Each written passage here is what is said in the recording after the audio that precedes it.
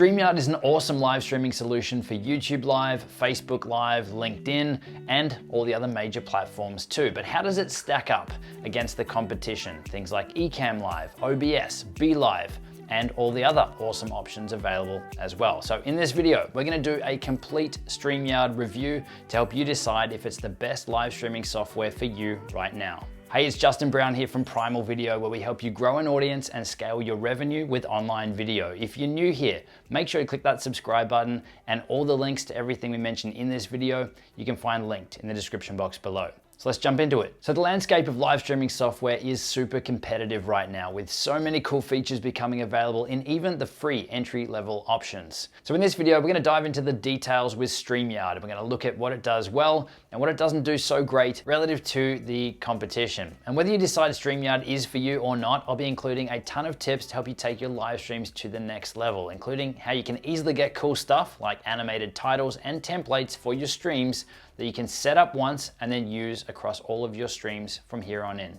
So let's start off with the pros so that you can see why this is one of our top recommended platforms before we dive into a few of the critical drawbacks that you need to consider before deciding if this is right for you. So one of the best things I like about StreamYard is the overall interface and user experience. It is so intuitive and it's really easy to get up to speed whether you are an absolute beginner and you've never used anything like this before, or even if you are someone who is more experienced, you can still jump in and get up to speed creating your live streams fast. They make it really easy to jump in and to switch things up and to configure things even while you're live. So doing things like switching multiple camera angles or switching between multiple guests, you can literally do it with the click of a button right from the main dashboard interface. So you don't need to dive into menus and all of those sorts of things. Everything is really accessible. So speaking of guests, one of the biggest powerful features with StreamYard is its ability to easily bring in and switch around guests while you're live. So if you're looking to create interviews or bring people into your live streams, then StreamYard will actually let you have up to 10 people live on your live stream as well. So yourself plus 9 other guests, which is ridiculous. And again, you can switch them up, change the layout just with the click of a button. There's also no software to install. StreamYard just runs in your web browser, which means it's also going to work on both Mac, PC, Linux, or almost any computer out there, which is amazing. And they've also now got support for smartphones and tablets as well, not just for bringing guests in. Your guests can join from their computer or from their iPad or iPhone as well, and Android. You can have a go as well. But now you can also run your live stream from your smart device too, which is awesome.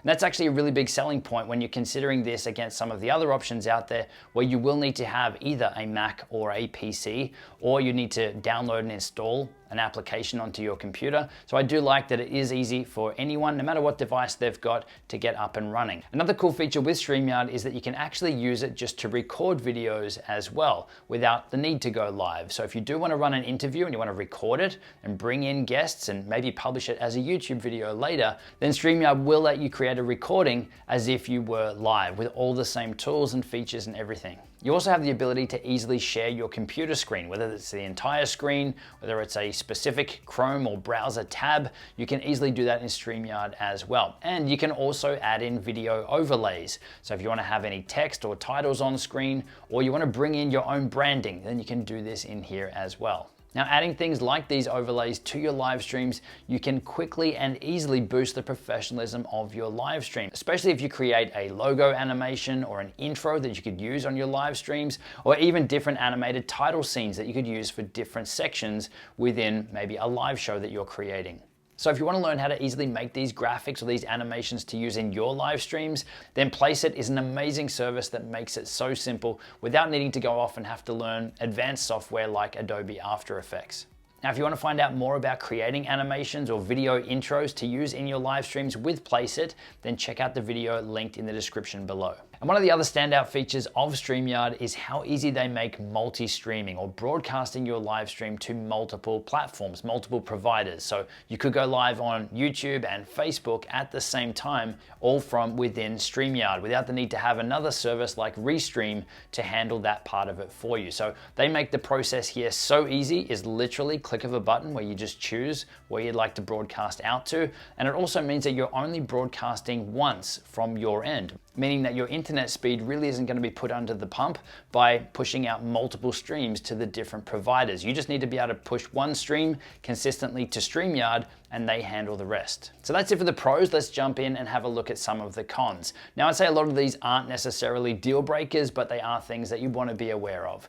The first one is with video integration. Yes, you can upload some videos that you can integrate into your live stream and play back throughout your live stream, but at the moment they do have some pretty strict limitations around that. There is a maximum time limit of 5 minutes, and there's also a 100 megabyte file size limit. So I would imagine that's gonna be pretty restricting for a lot of people. It would be nice to see at some point direct YouTube integration where you could just maybe paste in your YouTube video link if that's what you're looking to play back in your live stream. But if you're looking to do this right now, there is a workaround. It just means you'll have to use Chrome as your browser and open up a shared tab. So you've got to share your computer screen, share that tab with the video open or the web page open that you want to play the video through, and just make sure that when you're sharing that screen that you're checking the little box that says share audio as well. And that way when you're playing the video and the audio will come through.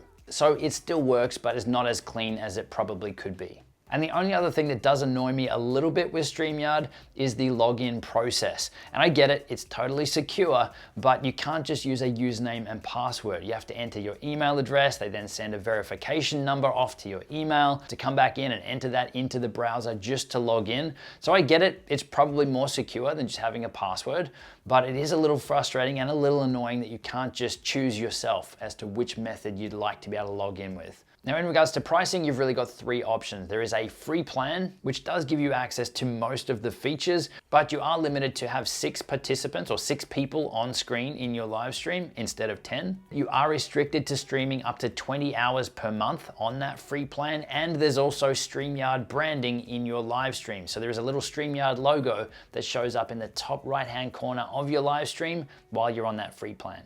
But if you want to remove it, that's where you just need to jump onto the basic or the professional plan. So the basic plan then obviously removes that watermark. It also gives you access to unlimited streaming, so you're not limited to the 20 hours. Plus you can have your 10 participants on screen in your streams as well. Now, the other 2 main things that this plan unlocks is the restreaming capabilities or multi-streaming capabilities to let you go live to multiple places at once, and also the recording functionality as well. And the third plan, the professional plan for $39 a month, will really just unlock longer recording times of up to 8 hours and also multi-streaming to 8 destinations instead of 2. So I'd say for most people, you're probably gonna be able to get away with the basic plan, and that's the one that we're currently on as well. So overall, StreamYard is an amazing service for someone who is looking for a really simple but still powerful way to go live, bring in guests, and to easily be able to restream and broadcast to multiple platforms. But if you're someone who's either more on the intermediate to advanced side and you're looking for more advanced features and controls, then that's where something like Ecamm Live on Mac could be a good fit, or something like vMix if you're on PC.